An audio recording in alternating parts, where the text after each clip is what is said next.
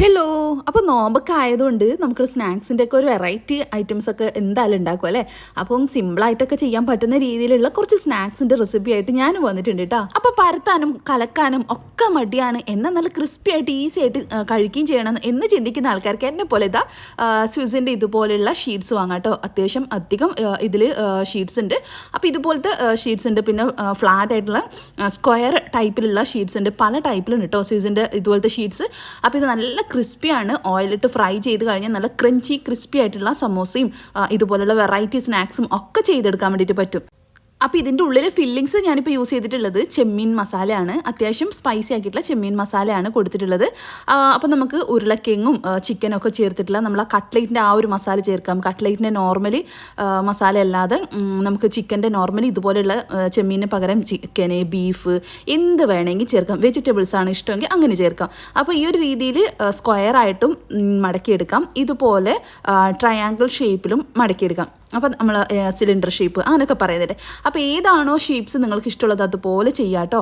അപ്പോൾ ഞാൻ ആ ഒരു രീതിയിലൊന്ന് ചെയ്തു. പിന്നെ ഇത് ഞാൻ കാണിച്ചു തരാൻ വേണ്ടിയിട്ട് ചെയ്തതാണ്. പിന്നെ ഞാൻ സ്ക്വയർ പിന്നെ നമ്മൾ ട്രയാങ്കിളും മാത്രമാണ് യൂസ് ചെയ്തിട്ടുള്ളത്.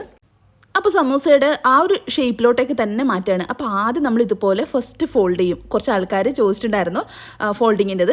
അപ്പോൾ ഇതുപോലെ ഫോൾഡ് ചെയ്തിട്ട് ഓരോ ലെയേഴ്സ് ഇങ്ങനെ ഫോൾഡ് ചെയ്ത് ഓപ്പോസിറ്റ് സൈഡ് ഫോൾഡ് ചെയ്തതിന് ശേഷം ഫില്ല് ചെയ്യും നമ്മുടെ മസാല എന്താണോ അത്. ഇപ്പോൾ ഇതിൽ ഞാൻ ചേർക്കുന്നത് ചിക്കൻ മസാല കേട്ടോ. ചിക്കൻ്റെ അകത്ത് ക്യാപ്സിക്കം ഒക്കെ ചേർത്തിട്ടുള്ള ചിക്കൻ്റെ മസാലയാണ്.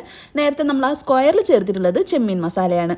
അപ്പോൾ രണ്ട് തരത്തിലുള്ള മസാലാസാണ് കൊടുത്തിട്ടുള്ളത്.